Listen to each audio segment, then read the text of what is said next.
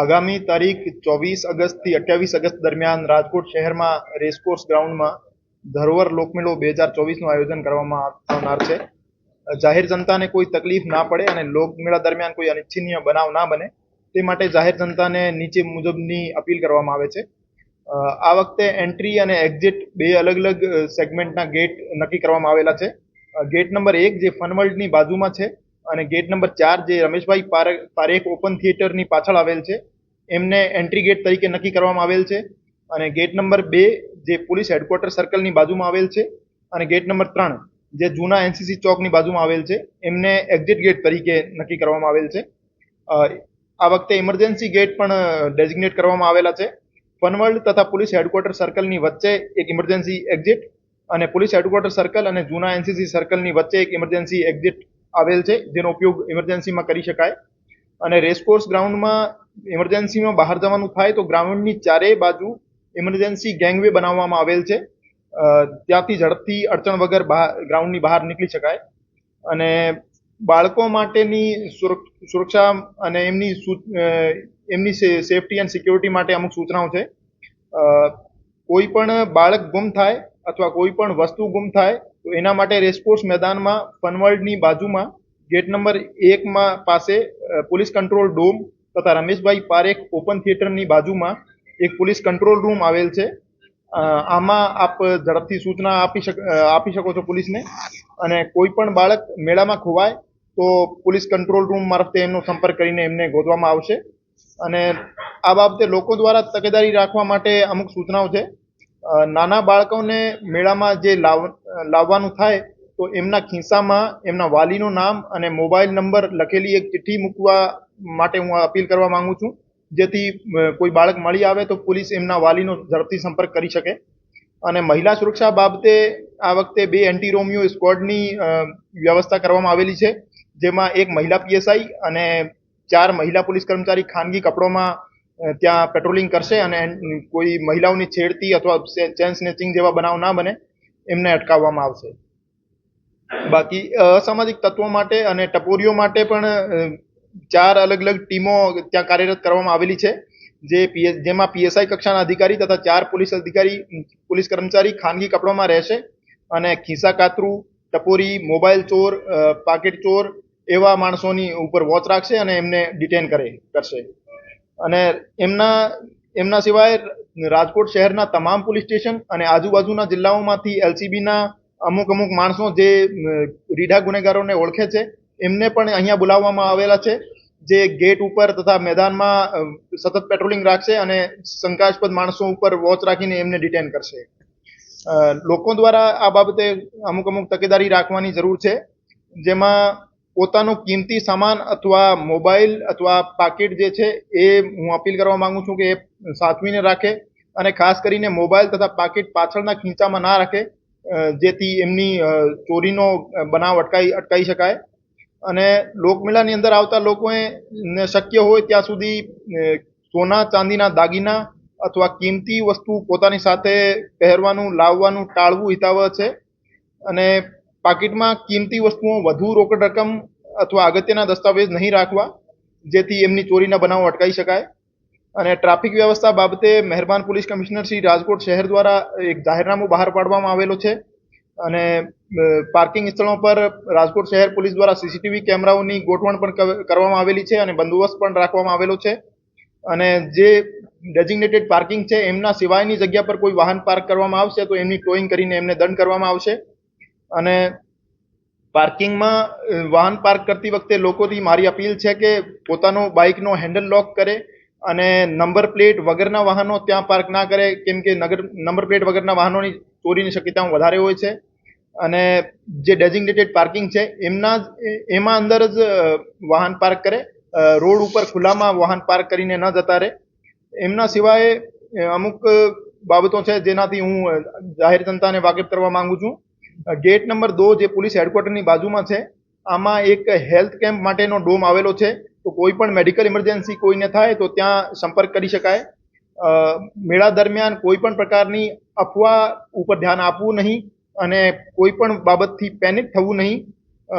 કોઈ પણ એવી અનબનાવ સંબંધી કોઈ બાબત આપના ધ્યાનમાં આવે તો પોલીસનો તરત જ ધ્યાન દોરવાનું અને રેસકોર્સ ગ્રાઉન્ડમાં ચારો કોર્નર ઉપર એક ફાયર ફાઇટર અને એક એમ્બ્યુલન્સની વ્યવસ્થા કરવામાં આવેલી છે અને લોકમેળા દરમિયાન કોઈ પણ આગનો અથવા કોઈ પણ કન્ટિન્જન્સીનો બનાવ બને તો કંટ્રોલ રૂમ તરફથી જે સૂચનાઓ આપવામાં આવે એમનો સાંભળીને એમનું અવશ્ય પાલન કરવાનું રહેશે અને ગ્રાઉન્ડમાં ભીડ ના વધે એના માટે ગ્રાઉન્ડની બહાર રેસકોર્સ રોડ ઉપર હોલ્ડિંગ એરિયા પણ બનાવવામાં આવેલા છે. હોલ્ડિંગ એરિયામાં ભીડને નિયંત્રણ કરવા માટે આપને જે પણ સૂચનાઓ આપવામાં આવે પોલીસ દ્વારા તો એમને પૂરેપૂરો સહકાર આપવો અને મેળાની જગ્યામાં ભીડ ઓછી થાય એના માટે ત્યાં બહાર હોલ્ડિંગ એરિયામાં લો એન્ડ ઓર્ડરના ઇસ્યુ ક્રિએટ નહીં કરવા માટે હું આપને અપીલ કરવા માંગુ છું.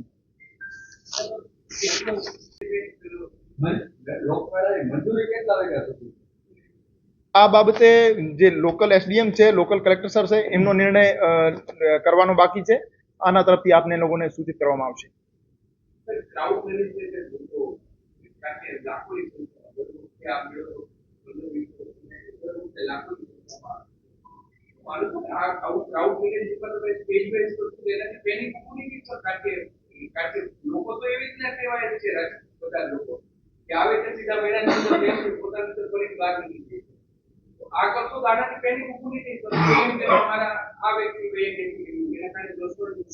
ફ્રી ફ્લો કરતી ક્રાઉડને મેનેજ કરવાનો વધારે ટફ હોય છે અને સેગ્રીગેટેડ અને ટુકડામાં વહેંચેલી ક્રાઉડને મેનેજ કરવાનો ઇઝી હોય છે. એવો આ બાબતે ડિઝાસ્ટર મેનેજમેન્ટ સંબંધી જે એક્સપર્ટ છે એમના પણ સલાહ લેવામાં આવી છે અને એમનો ઇમ્પ્લિમેન્ટેશન ગ્રાઉન્ડ ઉપર તમે જોશો તો આપને ખ્યાલ આવશે કે ભાઈ કેવી રીતે વધારે સારી રીતે મેનેજ થાય છે. લોકોએ મેળાનું ક્યારે મેનેજમેન્ટ કર્યું છે? આ બધા નિષ્ણાંતો હોય છે, માત્ર 100, 200, 500, 1000 લોકોને મેનેજ કરતા હોય, જ્યારે 10 લાખ લોકો અહીં આવતા હોય એ લોકો પાસે એવું નોલેજ હશે રાજકોટની પબ્લિક? નહીં, આમાં રાજકોટના મેળાની જ્યાં સુધી વાત છે આમાં 10 થી 12 લાખ લોકો આવે છે. એમના પાસે કુંભ મેળાઓનો જેમાં 2 થી 3 કરોડ રોજની જનતા આવે છે એવા મેળાઓનો બંદોબસ્ત કરવાનો અને એમનામાં ક્રાઉડ મેનેજ કરવાનો અનુભવ હોય છે. ખાસ કરીને સીસીટીવી મોનિટરિંગ તેમજ વોચ ટાવર કેટલા છે અને કઈ રીતે કંટ્રોલ રૂમ હતા? ગ્રાઉન્ડના અંદર 14 વોચ ટાવર લગાવવામાં આવેલા છે અને આના સિવાય રેસકોર્સની ઉપર બહારની રોડ ઉપર પણ વોચ ટાવર ગોઠવવામાં આવશે અને સીસીટીવી ગ્રાઉન્ડના અંદર ટોટલ 57 અત્યાર સુધી સીસીટીવી કેમેરા લગાવવામાં આવેલા છે અને આના સિવાય પાર્કિંગની જગ્યામાં પણ સીસીટીવી કેમેરાથી કવર્ડ છે અને આના સિવાય ડ્રોન કેમેરાથી પણ સુપરવિઝન થશે અને ક્રાઉડનો મેનેજમેન્ટ થશે. કેટલી જગ્યાએ પાર્કિંગ છે ને કેટલા રસ્તાની અંદર પ્રતિબંધ મૂકવામાં આવ્યો છે? આ બાબતે આપને વધારે જાણકારી ટ્રાફિક એસીપી સાહેબ આપશે. નમસ્તે. અત્યાર સુધી ટોટલ 544 પોલીસ કર્મચારી, અધિકારી, હોમગાર્ડનો બંદોબસ્ત ગોઠવવામાં આવેલો છે અને આમાં 44 અધિકારીઓ પણ એના ઉપર સુપરવિઝન માટે રાખેલા છે. હોલ્ડિંગ એરિયાની પણ લેયરિંગ કરવામાં આવેલી છે. First holding area, second layer holding area, third layer holding area, તો લેયર વાઇઝ છે. ફર્સ્ટ હોલ્ડિંગ એરિયામાં ઓવરક્રાઉડિંગ થઈ જશે તો સેકન્ડ હોલ્ડિંગ એરિયામાં લોકોને રાખવામાં આવશે.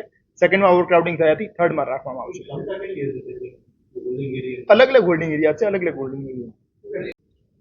દર વર્ષે આ સાતમ આઠમનો જે મેળો થાય છે અને જનરલી આપણે જે પાર્કિંગ પ્લેસીસ દર વર્ષે હોય છે એ જ છે, પણ છતાં પણ હું રેડિયો ફ્રેન્ડ્સ માટે બોલી દઉં છું. હું આ જે પાર્કિંગ પ્લેસની જે વિગત છે એ આપણા પત્રકાર જે ગ્રુપ છે એમાં પણ મૂકીશ. આ ચૌધરી હાઈસ્કૂલ ગ્રાઉન્ડ છે 2 વ્હીલર અને 4 વ્હીલર પાર્કિંગ માટે. સર્કિટ હાઉસ સામે મેમન બોર્ડિંગનું ગ્રાઉન્ડ છે એ છે બીજું. ત્રીજું છે એસબીઆઈ બેંક સામે શારદા બેંક પાસેનું ગ્રાઉન્ડ છે. નવી કલેક્ટર કચેરી સામેનું ગ્રાઉન્ડ છે. સર્કિટ હાઉસ સામે આકાશવાણીની દિવાલ છે ત્યાં પાર્કિંગ છે. નહેરુ ઉદ્યાન બહુમાળી ભવન સામે છે parking. Bal Bhavan main ગેટથી art gallery સુધીના રોડ ઉપર પાર્કિંગ છે. કિશનપરા ચોક એજી ઓફિસની દિવાલ પાસે છે. કિશનપરા ચોક સાયકલ શેરિંગ વાળી જગ્યાએ પાર્કિંગ છે. જૂની કેન્સર હોસ્પિટલનું જે ગ્રાઉન્ડ છે ત્યાં પાર્કિંગ છે. કેપિટલ હોટલ પાછળનું જે ગ્રાઉન્ડ છે ત્યાં પાર્કિંગ છે. એરપોર્ટ ફાટકથી આમ્રપાલી ફાટક પૂર્વ બાજુનો જે રેલવેનો પટ્ટો છે એને સમાંતર છે ત્યાં પણ પાર્કિંગ છે. આયકર વાટિકા સામે ખુલ્લી જગ્યા પાસે રિલાયન્સના ગ્રાઉન્ડ છે ત્યાં પાર્કિંગ છે. એરપોર્ટ ફાટકથી શ્રેષ્ઠ સોસાયટી પાસે ગુજરાત રાજ્ય સહકારી કૃષિ અને ગ્રામીણ વિકાસ બેંકનું ગ્રાઉન્ડ છે એમાં પાર્કિંગ છે. અને હોમગાર્ડ ઓફિસર કોલોની બહુમાળી ભવન છે એમાં સરકારી વાહનો માટે પાર્કિંગ છે. પત્રકાર મિત્રો માટે જે એસપી રૂરલ સાહેબની જે બંગલો છે એ ગલીમાં આપણે દર વખતે હોય છે ત્યાં જ એમનું પાર્કિંગ છે.